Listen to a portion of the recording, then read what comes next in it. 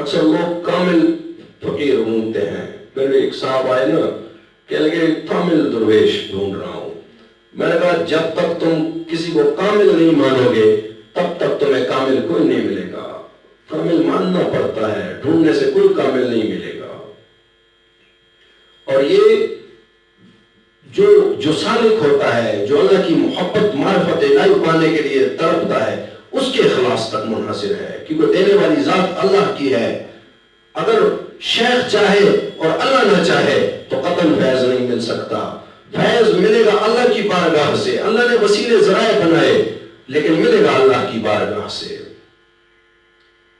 ملے گا اللہ کی بارگاہ سے. اللہ دیکھتا ہے کہ اس کا اخلاص کتنا، اس کا خلوص کتنا، اس کی طلب کتنی، اس کی محبت کتنی.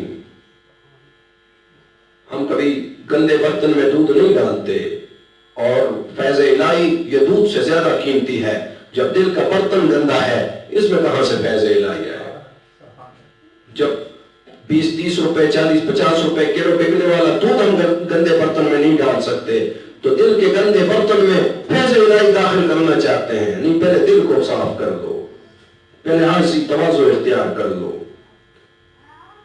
تو جب نسبت کامل ہوگی کسی کے ساتھ، اور پھر اس نسبت کے اصول و ضوابط پہ چلو گے، اس کے تقاضوں پہ چلو گے، وہ ادب لے کے آؤ گے، وہ محبت لے کے آؤ گے، وہ تواضع و عاجزی لے کے، پھر اللہ کی رحمت تمہاری طرف متوجہ ہوگی.